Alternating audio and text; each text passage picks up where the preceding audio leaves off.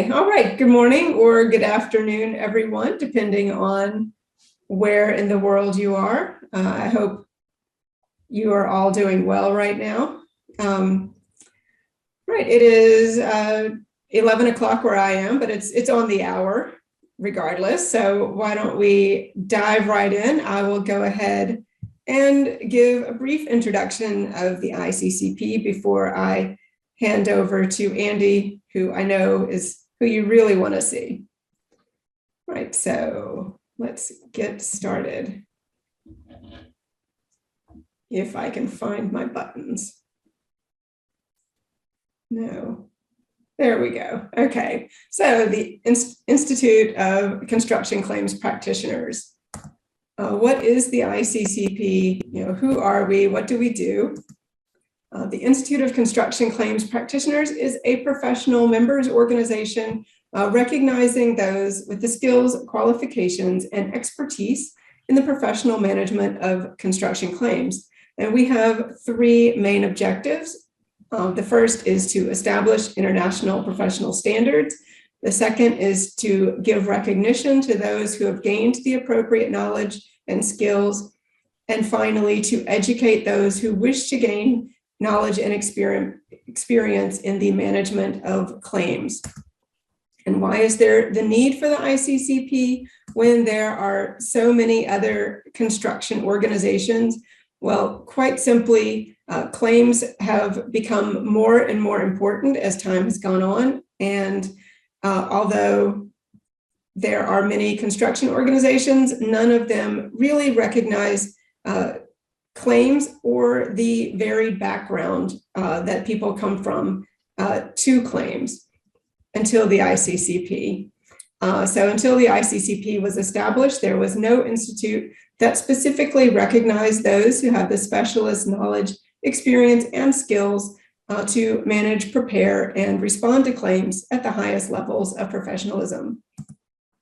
And I'll quickly introduce the steering committee. We have our executive officer, Andy Hewitt, who you are about to see, current president, Paul Gibbons, and we have three elected members, and we will shortly be having elections among the membership for our next steering committee member. Lee Sporrell will be ending his service to the ICCP. And in terms of membership, we have three levels of individual membership. Each has its own set of requirements and criteria. And we also have a corporate level of membership for companies or consultancies which focus on claims, as well as those that have a dedicated claims department. And what's in it for you? What are the benefits of membership? We have a private members area, which has a knowledge base of research, case studies, white papers, et cetera, on topics of interest to contracts and claims professionals. We have resources to guide you for further education and training. We have a bookshop, which doesn't actually sell books, but it reviews the latest industry releases to help you in your purchasing decisions. We also have a growing library of templates to help you ensure that your claims are of the highest level of professionalism while also saving you time. We have regular CPD webinars, such as this one, as well as our construction clinics, which are live question and answer sessions. And we also have member-only ICCP academies, which are quite technical topics. And additionally, we have discounts with 2 publishers, as well as claims class training, and a monthly newsletter to keep our members up to date on the latest things happening in the industry. All of our members are publicly listed to allow for industry exposure. You also get a logo showing your membership designation. We also have a private LinkedIn group where members can confidentially discuss their contracts and claims questions. And we have an optional benefit of the Register of Claims Practitioners for those members who would like to increase their online profile. I know I did that quite quickly, so if you would like to know more, please visit our website, instituteccp.com, or email me directly, jennifer.smith@instituteccp.com, or email membership@instituteccp.com. All right, and the last thing I will say before I hand over to Andy is to please use the Q&A box rather than the chat box if you have a question. The questions will be answered at the end, but if they are in the chat box, they are likely to get lost. But if they are in the Q&A box, I will definitely see them. Okay, and with that, I will hand over to Andy Hewitt. Thank you, Andy. Thank you. Thanks very much, Jen. Thanks for that introduction. And I hope some people's appetite to find more about the ICCP. We do these public webinars to obviously increase the profile and to reach people who are potential members. But, you know, part of our job as an institute is to spread good practice around the construction industry in general. And one of the topics that I'm very, very keen on, I'm actually a claims practitioner as a profession. I'm managing director of a consultancy that provides, amongst other things, claim preparation, claim responses and dispute services. But, you know, one of the things that we are all passionate about is preventing disputes. One of the ways we can do this is by handling claims professionally and responses to claims professionally. And that's really the subject of what we're going to talk about today. And what I need to do is just share my screen and then we can start the presentation. So there we go. So prevention of disputes from the outset. So what I'm going to talk about today is things that we can do right from the beginning of the project, even before the project's been awarded to a contractor, to manage, to safeguard, and to help to prevent disputes occurring when the project becomes live. So I just want to share some of my experience with you. But first, let's look at the cost of disputes, the cost to either the contractor or the employer if a dispute occurs. Dr. Niall Bunny, who I'm sure some of you will have heard of, is a very, very well-renowned international arbitrator and was speaking at the FIDIC conference a few years ago. And I picked this information up from Niall. The cost of arbitration is going to be between $150,000 and $200,000 per day. Now, if we look at something like a 10-day arbitration, you can see that's suddenly gone up to $2 million just to resolve the dispute. Can either of the parties afford that sort of money? Wouldn't it be better not to have to spend it? And again, from Niall, it's saying the cost of resolving the dispute through arbitration could be between 12.5% and 38% of the claim value. So we're arguing about a certain amount of money, but it's going to cost us nearly 40% of the money that we're arguing about just to get a decision and get an award. That's if it's a just award. If we look at some more statistics, this time provided by the Dispute Resolution Board Foundation in the USA, who have been keeping statistics on disputes for many, many years, they say that the costs may be as much as 10 to 15% of the project value. Now, you know, contractors may be lucky and they may be looking at 10 to 15% profit margin on a project. That would be a profitable job. But again, you can see that a dispute can very, very quickly eat up into a contractor's profit margin. And if you're a developer or an employer, it can very, very quickly destroy any budgets that you may have to bring your project home.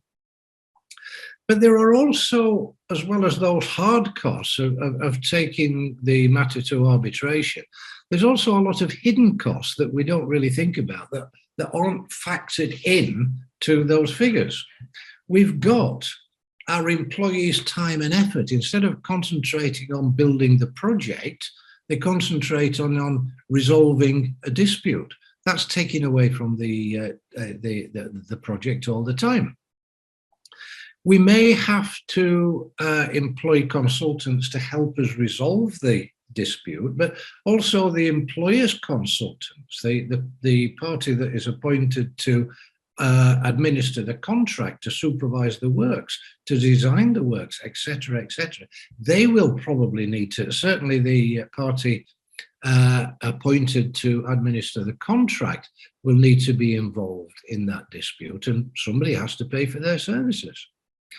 There's always going to be lots of goodwill when people start fighting. It is inevitable. So there's loss of goodwill between the parties.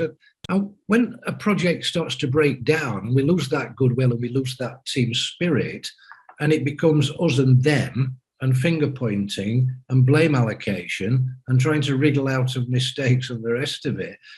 Well, the project is the thing that's going to suffer, as well as the bottom line, of course.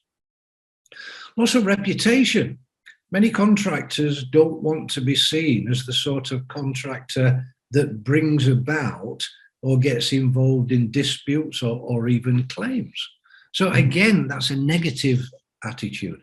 If you look at things from the employer's side of things, particularly if the employer's a developer, a government department, the sort of employer that's going to have many projects rather than a project that they want to build a factory or a whatever. But again, it doesn't take long for that employer, that company, to get a reputation of treating people badly, of forcing disputes, of not wishing to settle matters. And then, of course, contractors are very, very wary about submitting tenders, or if they do, they increase their price, so there's some sort of insurance against the fact that it will be hard to get money out of the employer. So the topic of today's discussion: how can we help to prevent disputes from occurring at the outset of our project? Well, the first thing to do, whether you are an employer or a consultant advising an employer, is to select the most appropriate form of contract for the project. Not only the project, but the employer's needs and desires for that project. And we've got many internationally, we've got many organizations that have produced very good forms of contract for use within the industry, produced by engineers and hands-on construction people. And yes, they've been ratified and checked by lawyers, but for different contracting strategies. And such organizations are FIDIC, the Institute of Civil Engineers, the NEC, the Joint Contractors Tribunal, to name but a few, and many others in different parts of the world. And many of these organizations produce different forms of contract for different contracting strategies. So we can have the usual one, which is where the design is provided by the employer and the contractor constructs according to that design. We can enter into a contract with a contractor to design and build the project. We can even look at a turnkey project where the employer is very, very hands-off, is not really interested in any of the details. He's just got a plot of land, he's got a budget, and he wants something producing to certain performance criteria or certain requirements that he may have. And really, you know, the word turnkey means that he awards this to the contractor who designs it, builds it, and hands the employer the key when the project is ready for operation.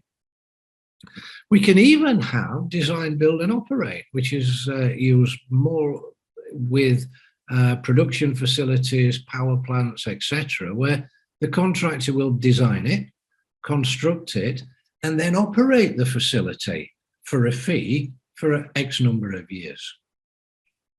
We can have projects where the employer takes quite a bit of the risk. If something happens on the project, he'll foot the bill. But then we've got employers that really aren't bothered about that. But what they are interested in is have as much certainty of the time for completion and the budget as they can. And they are willing to pay more for a less risk adverse, or a more risk adverse, should I say, form of contract. So we put all the risks, or many of the risks, onto the contractor. He then, of course, prices those risks, but this type of employer is not really bothered about that. They would rather pay a premium for increased certainty on the project. We can have remeasurable projects where we can go out to tender on estimated quantities and then pay the contractor for the as-built situation, which allows us to go to tender and appoint a contractor and start working quickly, whilst maybe the back end of the project is still in design. Or we can have a lump sum price, which is never actually a lump sum price. It's always a lump sum price subject to variations, claims, and various other things that the contract allows the contractor to be paid, or even sometimes to have deducted. We can have contracts for very complicated projects, or small works, or large value works that are simple in design and construction. So as you can see there is a whole raft of well-tested, well-drafted construction industry special contracts for doing what we do. So it is important not just to use the form of contract that you used last time, or the one that we always use because we're the engineers, or this or that, but to actually sit down and think about what you want, what type of project it is, what the employer's goals and priorities are, and select the right form of contract. We often come across, and we often, as claims consultants, we often come across these contracts that are not a standard form of contract.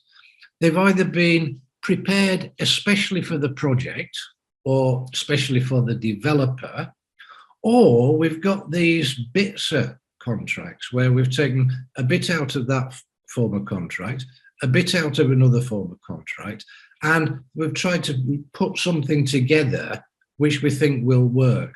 My advice is that they don't really work.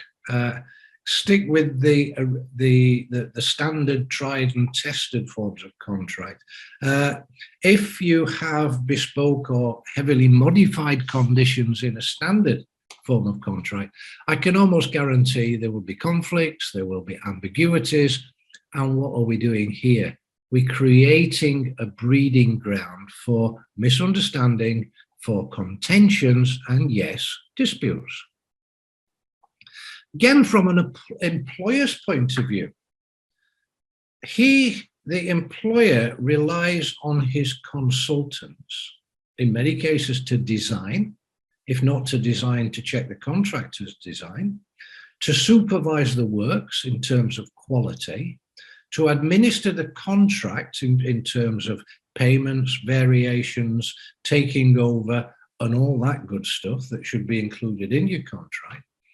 And the difference between in the cost to the project of employing good consultants to do all these things and poor consultants is really minimal in terms of the project budget. If we look at the overall project budget, a couple of % will mean the difference between employing really good people that will look after you and do a good job, and really poor people who are paid poor salaries, so you can only attract poorly qualified people with little experience.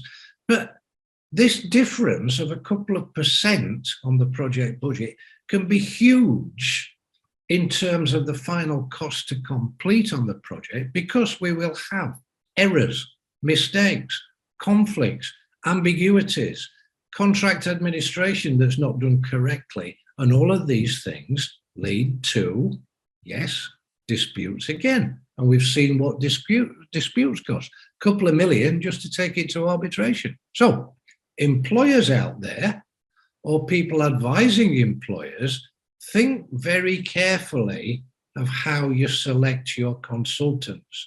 Cheap is not good value.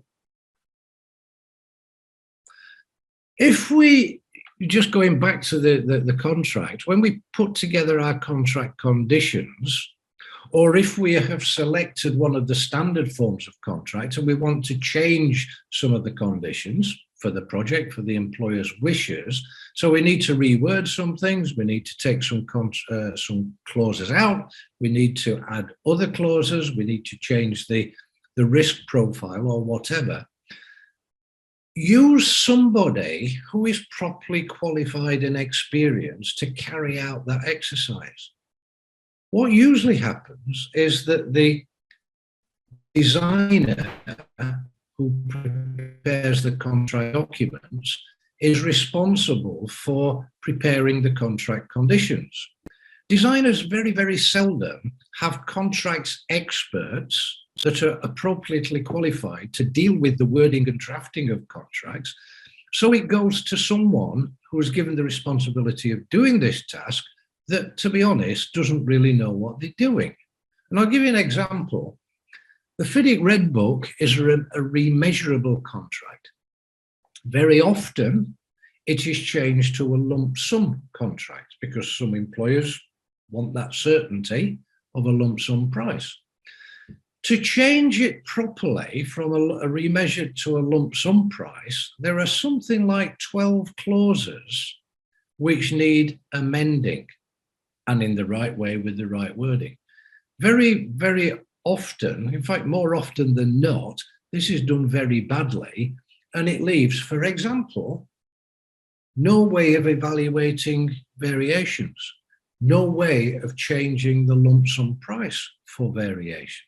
So again, when you are selecting the people, your consultants, make sure that they either go and get some expert advice or employ an expert to do this very important part of the contract documents, or do it, if you're an employer, organize this yourself. The contract documents themselves, and we're still at the beginning of the project here. Typically, we'll have an agreement, which is a two-page document signed by the executives of the contractor, the employer. We'll have an appendix to tender, which contains the information particular to that project, so the contract price, or the agreed contract amount, the start date, the finish date, the defects notification period, the retention amount, the maximum amount of liquidated damages, the delay penalties, etc., etc., particular to that particular project. We'll then have the general conditions, something like FIDIC or NEC or JCT, standard form of contract, and then we'll have the amendments to those standard form conditions, which should take place in the particular conditions. So this is where we omit a clause, change the wording of a clause, add additional clauses. We'll then have the specifications, which tells us how the quality of the work that we're building. We'll then have the drawings, which shows us the design of whatever we're building. We will usually have a bill of quantities, which will break down the lump sum price or be the basis of the remeasurement and evaluation. And then we may have some other documents, such as environmental reports, geotechnical surveys, anything else that would add to the value of the contract documents. So some advice on contract documents.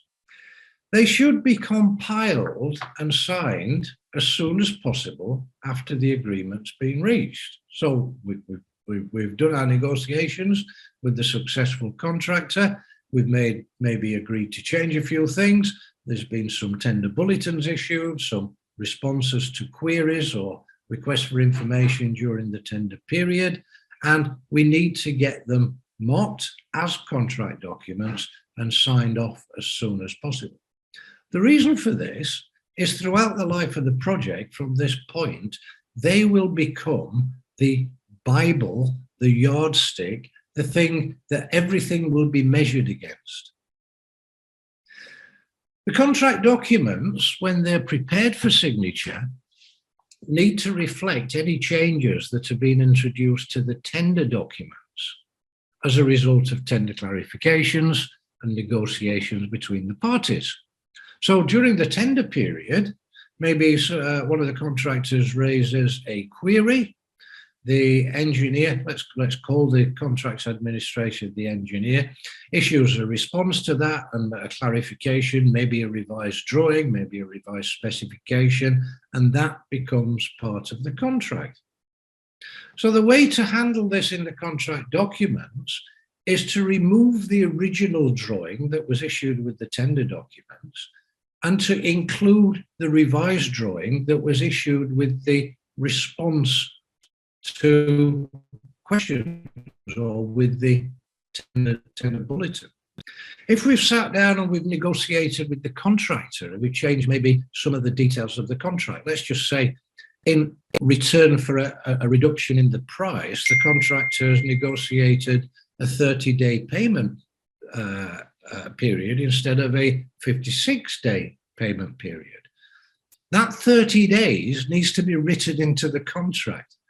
Now, the lazy way of doing this, and I'm now going back to designers who put together contract documents because that's traditionally their job, and they don't really, and I'm speaking in general, don't really know what they're doing. They're not really qualified to do this. The lazy way is to just put all the tender bulletins, all the requests for information, all the responses, all the revised drawings, all the meeting minutes, all the letters in a file and call these any other documents. So it creates a very, very confusing set of contract documents. And it could well be there will be ambiguities and differences between various parts of the document. What are we doing? We're heading for contention, misunderstanding, possibly disputes. And really, I've covered this next bullet point in what I've just talked about. We should reduce the other documents part of the contract to as small a section as possible. All the changes should take part in the actual contract documents. We should have a controlled set of contract documents on site. There should be one in the contractor's office. There should be one in the engineer's office. Not the originals. They need to be kept in the head office of the contractor and the employer, of course. If we have had a lazy compiler of the contract documents, and they haven't been on one of my courses, or they haven't listened to one of my talks, and we've got a mishmash of documents within the contract documents, and lots of information in the any other document section, it makes sense to go through the control set of documents and annotate them so there can be no misunderstanding or mistakes. So, for example, we've issued a revised drawing during the tender period. So we need to go to the original drawing, which has now become a contract document, and write across it, superseded, see revision A included in tender bulletin 3. We need to go to the conditions of contract and write at the against where it says 56 days payment period, superseded, please see negotiation meeting number 3, minute 4, superseded, changed to 30 days. That way, even though the contract documents haven't been compiled very professionally, at least we can limit the mistakes. One of the first things that the contractor is required to do, and should be doing anyway, is producing his program, his plan of how he's going to maybe design and construct, or maybe just construct the works. And I'm going to refer to this as the baseline program. Most form of contracts will require this to be submitted within a certain number of days. FIDIC in 1999 said 28 days. But we've got to be realistic about this. And if we've got a very complicated project, the level of detail that the contractor can be expected to include in a program produced within 28 days. And we've got to bear in mind that the contractor's still mobilizing. His construction people have got to think about how they're going to build it. They then need to talk to the planners, so the planners know how they're intending to build it. The contractor won't have got major subcontractors on board as yet, and their input is very, very necessary for planning purposes. So whilst we do want a program within, let's say, 28 days, very difficult for the contractor to produce something workable and realistic. So we need to look at this a bit pragmatically and maybe agree with the contractor. Okay, within 28 days, I want a high-level program for the full project. And then once you've developed things, you've got your subcontractors on board, you've got your long lead delivery items, etc., we need to develop it further. Or I would like a 3-month look ahead in detail, and then the rest of the project at a high level. So we've got to work with the contractor. But if we pressure the contractor into producing something within 28 days, and what he produces is not workable, it's not well thought out, it's, well, rubbish in, rubbish out. It's not going to be something that will benefit the project. It is important that we get this baseline program written down and agreed, because as well as it being the contractor's plan, which is going to complete the project, if we will also need to measure progress. So in month 6, how are we doing? Are we in front? Are we behind? Why are we behind? So we need a robust program to do that. And of course, if we get to an extension of time claim, we need something from which to measure delays and the extension of time. And the program, or possibly a revised program, is going to be the yardstick of which we're going to do that. Another thing that we see happen quite often, the contractor's a little bit late producing his program, and let's say he submits it after 2 months. But in that 2 months, things have already happened on the project. The engineers issued a couple of variation instructions. The project, the site wasn't handed over on the intended day. So the engineer then goes back to the contractor and says, oh, I've got your program. You need to include these 2 variations within it, and you need to include the late handover of the site in it. No, no, no. And contractors, you've got every right to insist that the program reflects the intentions of the parties at the time the contract was entered into, i.e. before the variations arose and before the late handover of the site. And that's pretty much what I've said in this next bullet point. Because if we get this situation, which is not unusual, what we need to do is, having established the baseline program, we then need to produce a revised program. So any circumstances that will affect the program, so the issue of the 2 variations,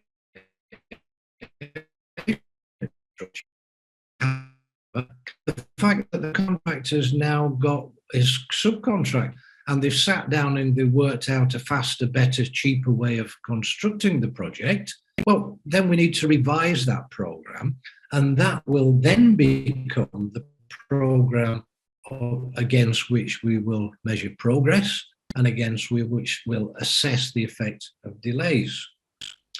Oh, sorry, I've got a message flash up on my screen.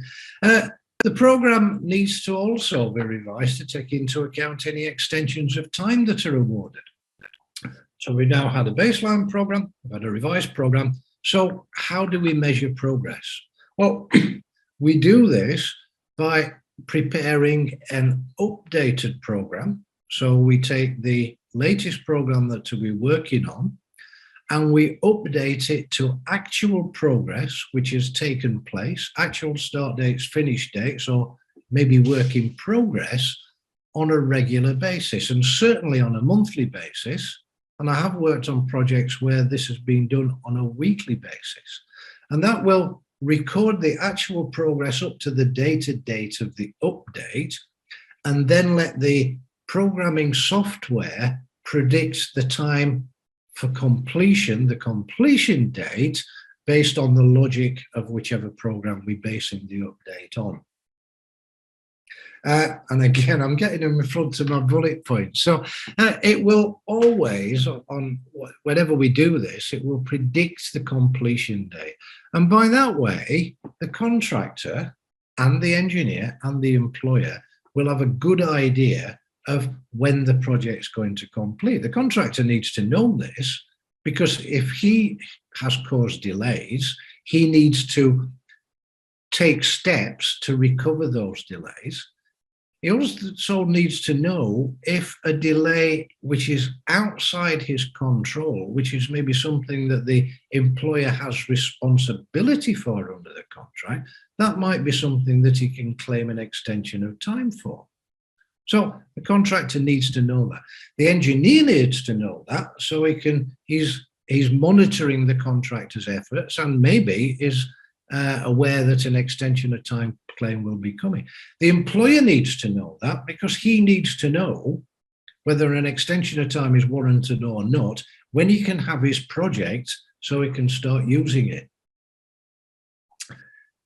One of the things that we often see from our contractor clients who come to us usually at the end of the project when it's far too late, and ask us to prepare claims, extension of time claims, because we need one.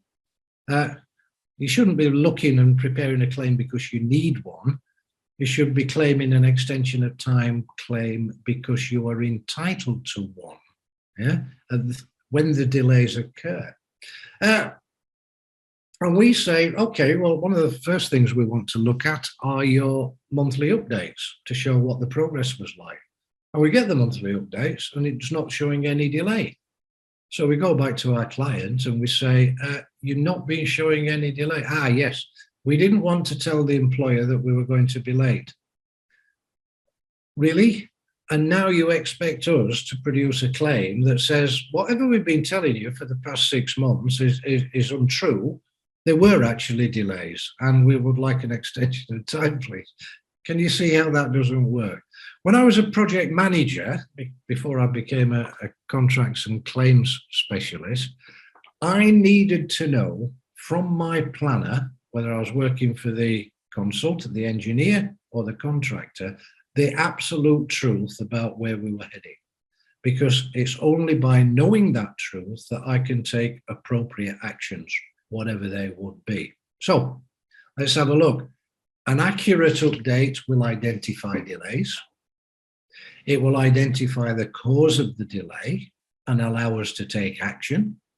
It will enable mitigating action to be taken and identify the party. So it could be the engineer needs to do something. It could well be that the contractor needs to mitigate those delays, recover those delays.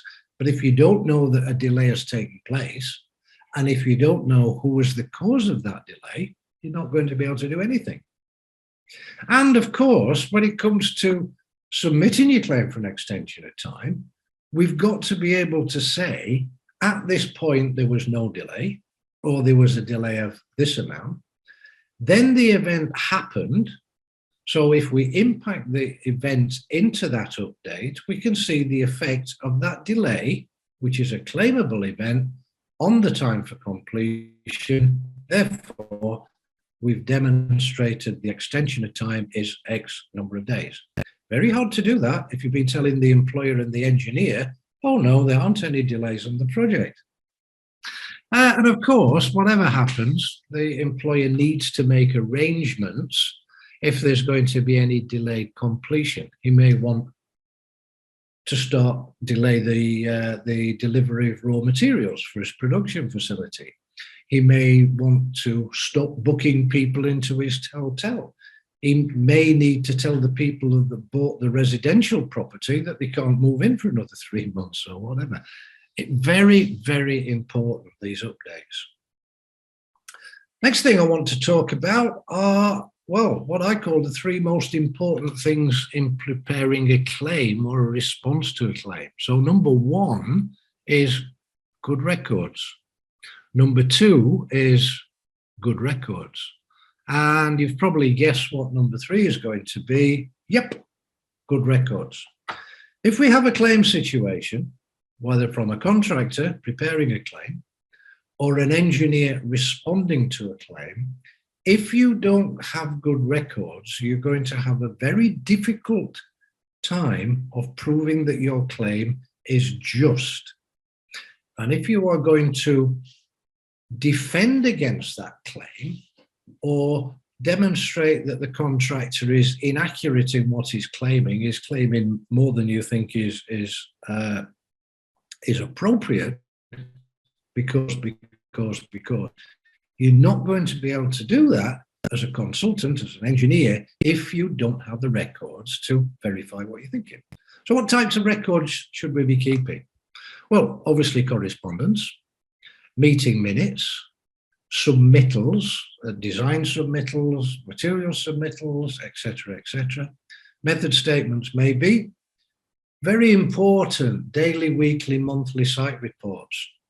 You know, I've seen many contractors, they want to claim an extension of time, and they want to claim for their time-related prolongation costs, but because they don't have any monthly reports, they can't substantiate the resources that were deployed to the site for which they wish to claim. Now, if a contractor or a claimant can't prove to the engineer that I had 10 of these, 5 of these, half a dozen of these on the site during the time of late, that cost me money. If you can't prove that they were there, no engineer can actually make an award on, well, yeah, I'm just telling you that they're there. It needs to be evidenced. It needs to be substantiated. And the good daily, weekly site reports are a very, very good source of substantiation for that sort of thing.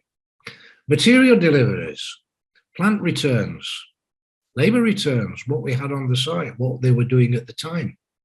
Progress photographs, programme updates that we've talked about to show that at this point, we weren't showing any delays on the project. A month later, when this had happened, we were showing predicting a 3-week delay to the project. Notices.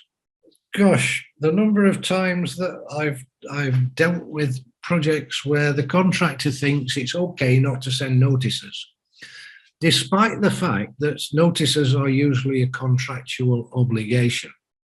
I'm going to read this out. Failure to submit notices of claim on time and in the correct form is one of the most frequent mistakes made by contractors and one of the easiest defences to any claim.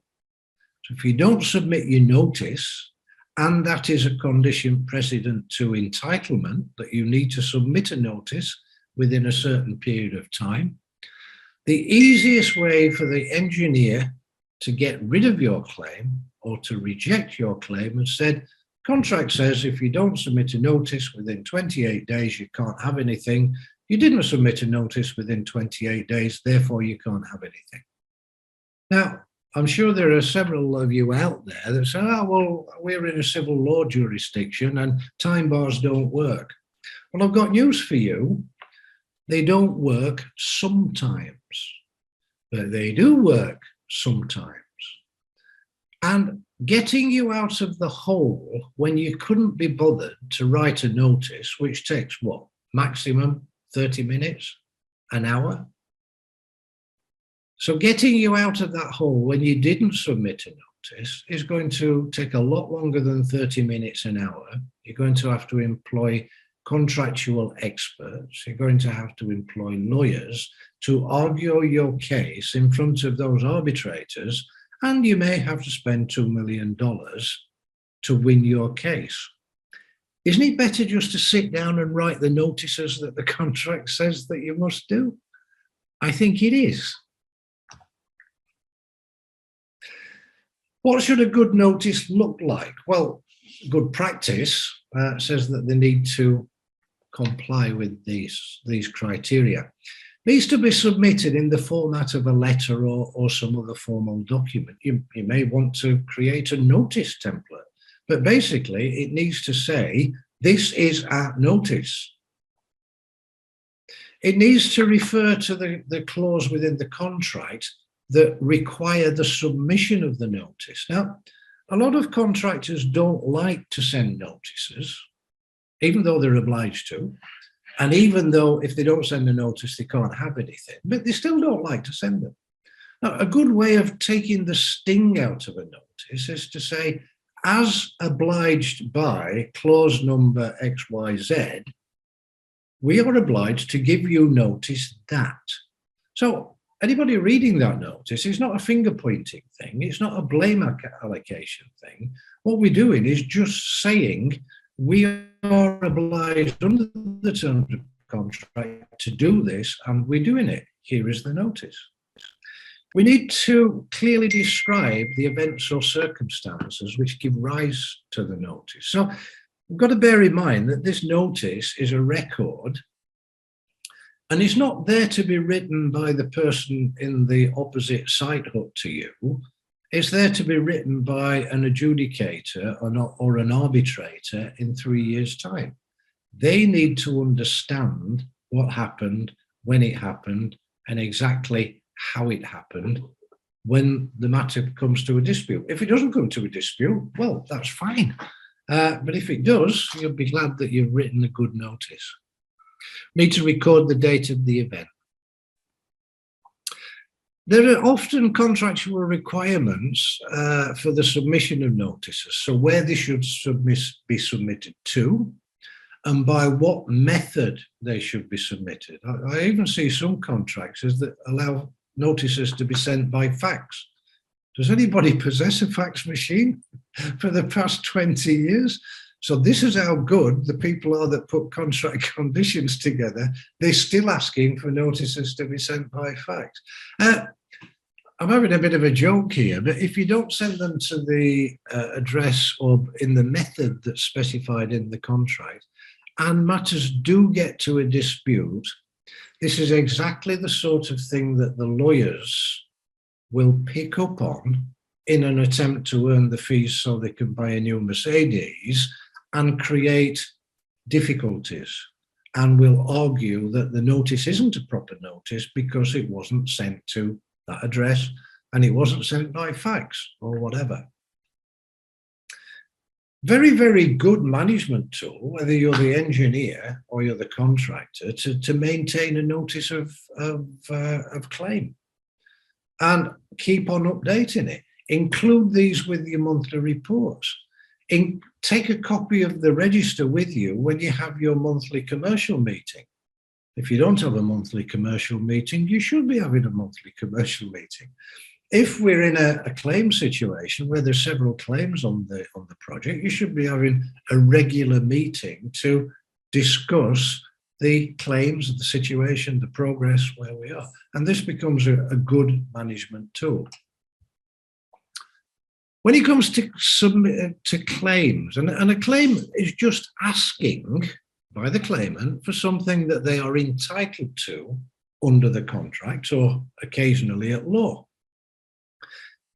There are usually time frames for the submission of the claims, and these should be complied with. FIDIC says 42 days from the occurrence of the event. Don't be one of these contractors that wait until the end of the project thinking, oh, we won't need to submit a claim, everything will be fine, I'm burying my head in the sand, or I'll have been moved on to another project before I have to do any hard work to do with claims.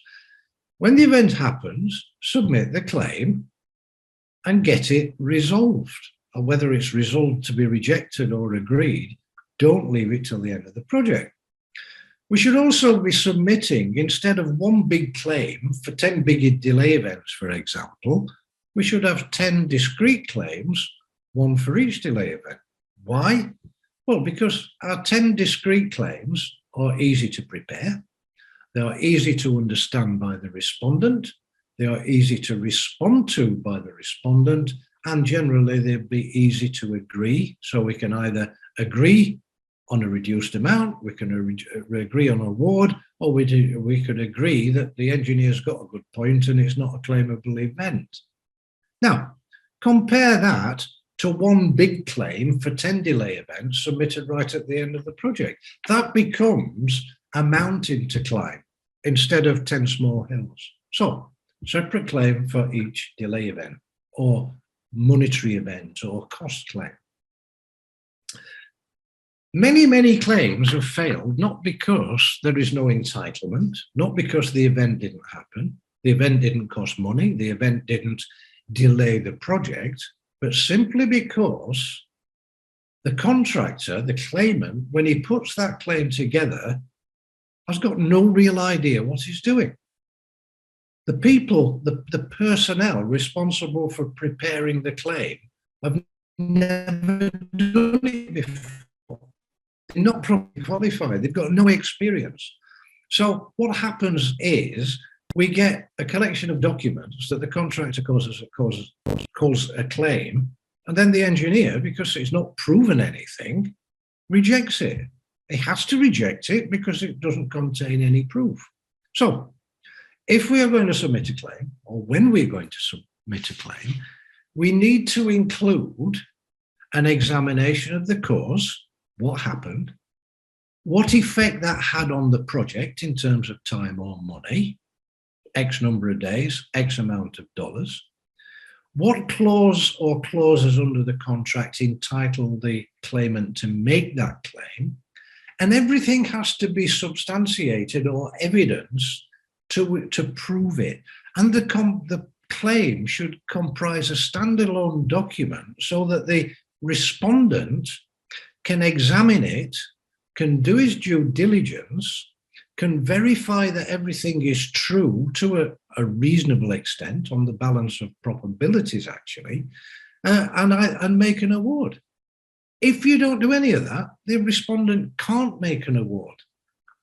So, and again, as we talked about with a register of notices of claims, a very good management tool, that you maintain a register of claims so that whether you are the contractor or the engineer, you take this register with you to the appropriate meeting and we say, right, Mr. Contractor, you sent a notice of claim in and we haven't received your claim yet. 42 days expired last week when you submitted your claim.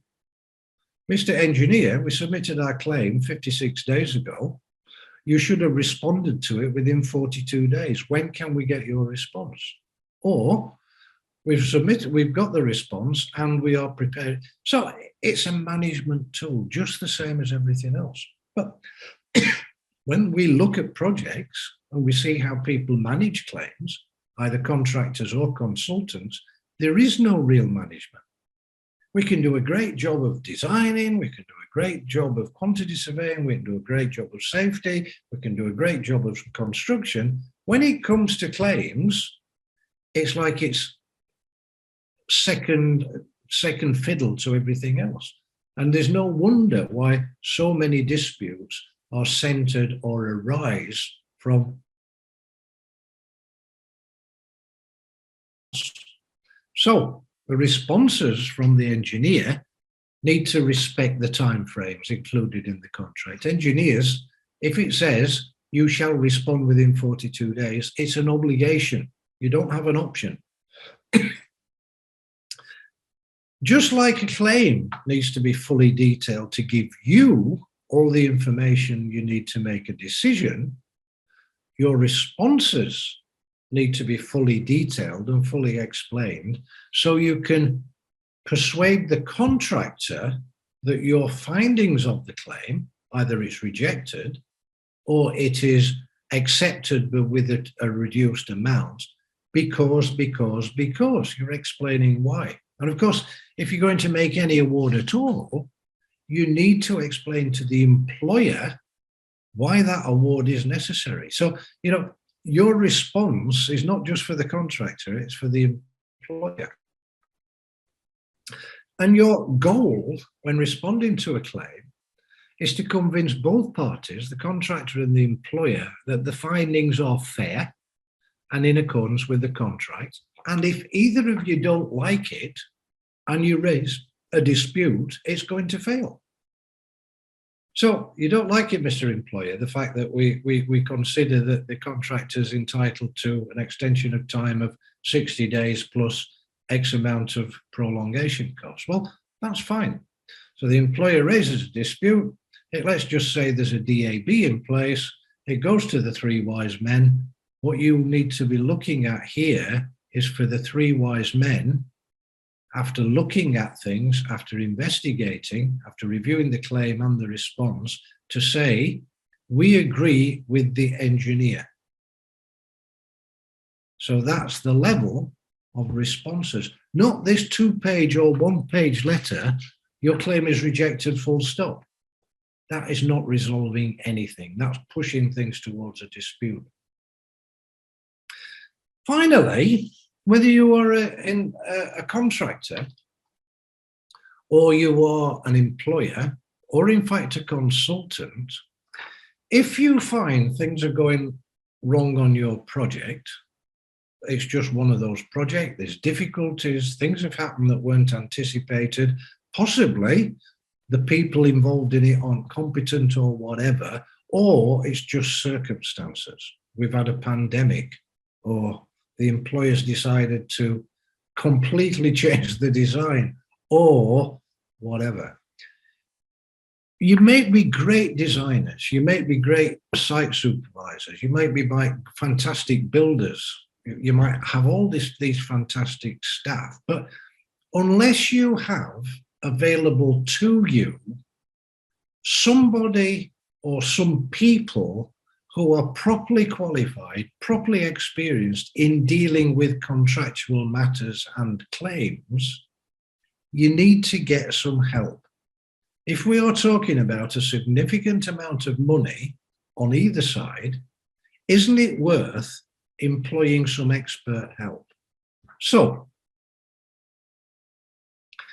the time to start to ask for some help is not when everything's already gone wrong and everybody's thrown the toys out of the pram and we've dug ourselves a big hole. But as soon as you see a problem starting to crystallize, because a small amount of advice at that point could very well head off the contention, could show you how you need to manage things. Maybe it's just some advice that you need. Maybe you need to ask an expert to do a little bit of work. And at this point, it will be a little bit of work, not the lot of work preparing an extension of time claim 2 months before the end of the project for 10 delay events. So what we're trying to do here is help it to resolve contentions before they become disputes. Again, if disputes start to crystallize, we can see the signs on the horizon. Don't leave it too late. Come and talk to people who are used to dealing with these things.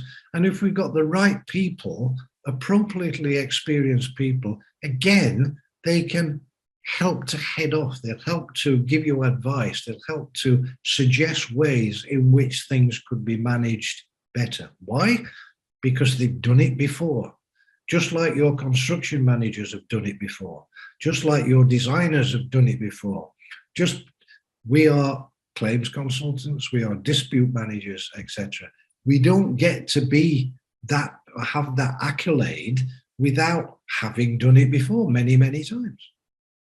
So that sort of came on me a little bit quick. I wasn't expecting that to be the last slide. So we are at the Q&A session. I see there's just only one question in the box. So Jen, if I can hand back to you and help me manage this, please. My pleasure. Thank you very much for that. The question we have asks, what happens if, as per FIDIC, we send a letter notifying the client that this is an event eligible for claim and an estimate of time and cost will be sent in due course of time? Is this acceptable? How to respond if the client rejects such a letter, not accepting the logic of the claim outright without any logic? I think you've probably done a little bit too much there. my advice when writing a notice is look at the clause that requires the notice and stick exactly to what that clause requires you to do. And let's just give an example. If we're talking about FIDIC, let's look at clause 1.9, delayed drawings or instructions.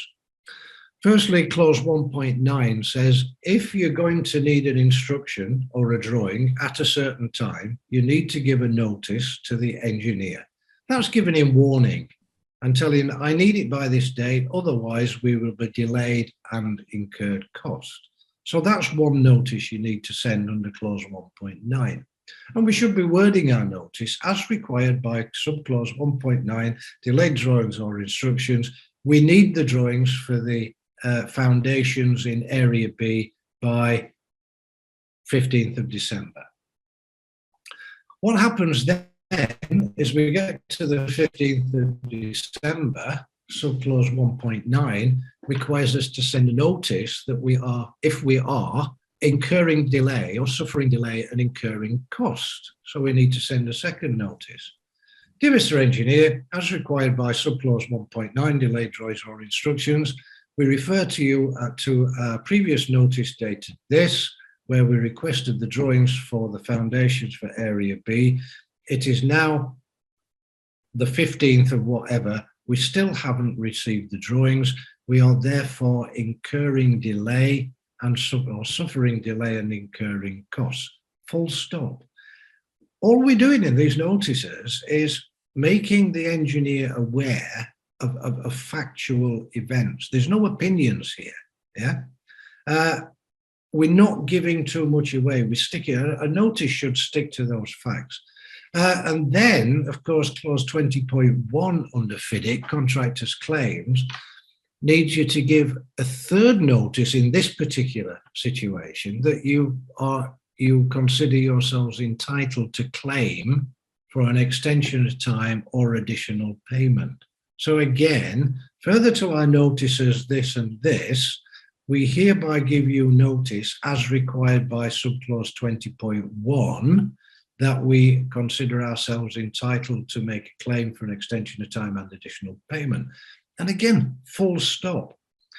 If you go into detail and you try to estimate the time, or you try to give opinions, or you try to estimate the amount of additional payment, you are inviting a response. The idea that the idea of a notice is that it should be totally factual. It can't. The only way it should elicit a response is if the facts that you've included in that notice are incorrect. So I think from what the questioner said is that we've sent a notice and it says time and costs will be submitted in due course. The engineer can't really respond to that or attempt to reject a notice. And I would deal with this by saying, if we did get a letter of rejection of a notice, is fire it straight back. You've rejected our notice. You can't reject a notice because it's a contractual obligation that we have to send you that notice. You probably wouldn't add in the letter that if the employer didn't want us to send notices, he wouldn't have included that as an obligation in the contract. So very often as contractors, we have to draw a line in the sand against engineers that don't understand the contract or think they can override the contract because they know best. So I hope that helps anyway. Thank you, Andy. We have a second question, which is from the chat box. The Q&A box didn't work for that person, so I'll read it out. I have often encountered that claims practitioners are rarely engaged at the contract formation stage, which leads to further issues. How often did this happen in your practice? Yes, I mean, I think you're right, yeah. Whether it's contractors or employers, they tend to, I'm not going to say claims practitioners, but contractual specialists, dispute managers, claims practitioners, tends to get involved when things have already gone wrong. Now, there's an awful lot of advice and help that we can give, people like us can give at the beginning of the project, rather than and heading off the situation where things goes wrong.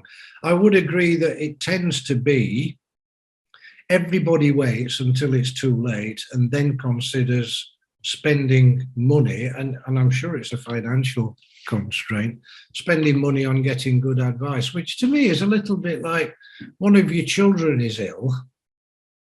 So you wait until they're really, really ill and on death's door before you go and pay for hospital treatment or to go and see a specialist. You wouldn't do that. Why would you do that on your project, you know? So yes, it is something that happens.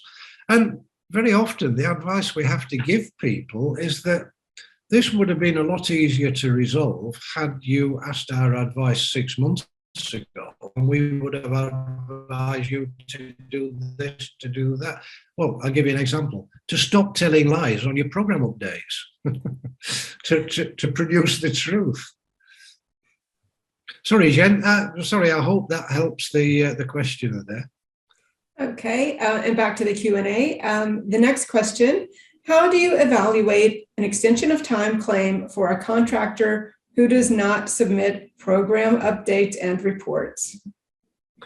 Oh, crikey, we could have a complete different webinar on delay analysis techniques. There are many ways to calculate the effect of a delay. And I'm not going to go into them. I don't have the rest of the afternoon, but there's more than one way to skin a cat, as we say. There are different delay analysis techniques that can be used. We can use an expert, again, somebody who knows what they're doing. A forensic delay analysis will look at the situation, look at the records, look at what we've got, and decide the most appropriate way of demonstrating the effect of the delays on the completion date. Again, and if I can give us a little plug, if you look at instituteccp.com/webinars, you can see our previous webinars on delay analysis. Okay. Oh, Andy, I think you've frozen. No, I'm here. I'm just politely waiting in the wings for my next question. Thank you. Okay, our next question is, when you receive a claim from the contractor and there's a previous claim which has been processed and agreed in principle, but not formally recorded as agreement for the newly agreed dates, and therefore there's no revised program in place, how do you deal with such a situation? Well, first of all, I would say, why you're dragging your feet and agreeing something in principle. If you've agreed it, get a notice issued, and then you've got a new date. So what's the point in prevaricating? What value is that giving to the project? If you've got maybe one extension of time claim that is still being evaluated, and then we've received another extension of time claim, we really need to get the first one evaluated. But, you know, there's still a way that we can look at the second claim and agree everything as far as we can. It then becomes a simple mathematical exercise of adding the two claims together, or the extensions of time together. But the more that you prevaricate, the harder it's going to be. In the same way as don't leave 10 claims until the last 2 months. So submit them all consecutively and respond to them all consecutively. Okay, I'm just going to move right along because we do have a few questions here. The next question is, if an activity is missing from the baseline program, can the engineer use this to reject a claim? Well, no, not if that activity was necessary, you know, like building the foundations. We forgot to put it in the baseline program. We can't forget to put it in the building. Yeah, I mean, no program is going to be 100% accurate. It's going to contain errors, particularly if you've rushed to get it done in 28 days from the agreement. If there are errors, those errors need to be correct. So what do? we create a revised program. Can the engineer to use an error against you? Well, it depends very much on the circumstances. Engineers think they've got a right, they think they've got a responsibility to look for excuses to reject or to reduce claims. They don't. They have a responsibility under most form of contracts to look at things equitably, to look at things fairly, and to look at things in accordance with the contract. So if it's fair that that activity should have been in the program, we can recreate something based on how the baseline would have been put together. We can't just say you've made an error, therefore you can't have anything. It's not like a condition precedent of a notice, which in many cases, if you made an error and you've not submitted your notice, you can't have anything because that's backed up by contract and ultimately by the law. So we would have to look at the circumstances, but from what you've said here, this is the sort of an engineer that will push things towards disputes that will cost the project money in the mistaken belief that he thinks he's doing the employer a favour. Now, is he doing the employer a favour if we end up in dispute and it costs the employer $2 million just to resolve the dispute? I don't think so. It's a very short-sighted attitude. Sorry, Jen. I haven't frozen, I've just stopped speaking. Okay, thank you for that. Okay, the next question. In case there is no extension of time mechanism stipulated in the contract, can the employer impose liquidated damages? It would be a very unusual contract that doesn't include extension of time provisions. Let's just say it's a ridiculous situation. You've got a 12-month contract and the employer doesn't hand over the site until month 11. Can you build 12 months worth of work in 1 month? Well, no, you can't. It's purely ridiculous. So that's why most good forms of contract will say if you are delayed because of late handover, you can have an extension of time. If it's a terrible contract that nobody should have signed in the first place, well, you're going to have to look outside the contract and look to law. And, you know, there's no legal jurisdiction that will insist on you or will allow the employer to impose delay penalties when he's delayed the project by 11 months himself. It's going to be harder to bring about because you will have to go to law to prove it. Unless you produce a good claim, but instead of being based on contractual entitlement, it would need to be based on legal entitlement. So I hope that helps. All right, thank you. Okay, our next question is, can you rely on a good relationship with the engineer to resolve difficulties? Well, you know, going back to my days as a project manager, if I was a project manager for the engineer, I would want my contractors and the employer to have a really good relationship with me because that's how the project becomes successful. When I was a project manager for main contractors, I would want to have a really good relationship with the engineer and the employer because, you know, management is about making things happen. So, you know, if the engineer comes along and says, Andy, you know, we've found a mistake in the drawings, what can we do about it? I would sit down with the engineer and try to resolve the matter and try not to make a big deal out of it. I don't want to point fingers at the engineer. Mistakes happen, it's just part of life. The important thing is, how do we get over it? If I was the engineer and the contractor has messed up and he's got to do something, and he comes to me and talks to me, we work together to resolve the problems. And they are the best projects. But I'm sure we've all worked on projects where it's like war. Everybody's trying to score points off another. Everybody's trying to point fingers and allocate blame. Is that good for the project? Is that the sort of project that is going to end up where things are amicably agreed? Or is it the sort of project that's heading towards $2 million for the lawyers and the arbitrators? Work it out for yourself. My way on any project, on however I'm working, is relationships all the time. We have to build relationships, and that's something that we do as people. It's often not something that can be taught, but it is one of the attributes of being a good manager, whatever type of manager you are. Indeed. All right. Our next question. If the priority documents of the contract document includes the construction program and schedules, shall it become a condition of contract? The contractor shall complete each and every activity as per the program without any delay. What if any delay occurs to any activity? So several questions in one there. I think we're saying, do we make the contractor's program a contract document? I don't see how we can do it. And if anybody tries to do that, it's, in my opinion, very foolish. The program is the contractor's plan to complete the work.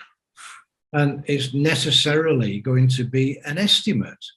Does he know when the generators will be delivered before he's even placed the order, because he's only just entered into the contract? Does he know how his subcontractors intend to carry out their works? No, because he's not chatted to them. So how can we make something that is a reasonable estimate, that may be ultimately not very accurate, part of the contract? And then if we're going to use that as a stick to beat the contractor up, in your estimate that you estimated 18 months ago, you said you were going to complete this by now. You're 3 days late. You're a bad contractor. That's not helping anything, is it? So I would never include a program as a contract document. Maybe there's a milestone program or a very high level program which includes things like sectional completion or milestones to be achieved, but because there are good reasons to do that. Maybe that can be one of the contract documents, but certainly not the contractor's program to complete the works, because it's going to be fluid, it's going to be changing, it's going to be moving. What happens if there's a pandemic? Do we suddenly start beating the contractor up because all his people are in quarantine? It's just not realistic to do that. And anybody that's thought of doing that, I think is one of those people that is not properly qualified and not properly experienced. So anyway, I've maybe said enough. So I hope that helps. Okay, thank you. We have in the chat box, I believe was for the question about evaluating an extension of time for a contractor who does not submit programs, which their tip is window analysis or time impact analysis, but they added it won't work without proper updates or if the structure is changed. Sorry, I didn't catch all of that, but I'm just going to repeat what I said. You've got to look at what you have. You've got to look at the records you have. You've got to look at the programs you have. You've got to look at how accurate they are. And then a good forensic delay analysis will take that and it will produce the best delay analysis that it's possibly to do. Some are going to be better than others. We can look at prospective delay analysis. We can look at retrospective forensic delay analysis. Everything depends on what you've got to work with. So I hope that helps. And we've gone on quite a long time this afternoon, Jen, haven't we? We're supposed to keep... Yes, we have. But we do have one final question, if you've got a quick minute. What can a contractor do if a client ignores letters or notice responses? Well, there shouldn't be any responses to notices. As I've already said, you submit your notice, that's it. It's a statement of what's happened. Ignores letters, keep sending the letters. And also keep referring to, we refer to our letter of this, to which we have not received any response, or we refer to our 6 previous letters, reference, to which we haven't received no response. that is the project that's going to head into difficulty.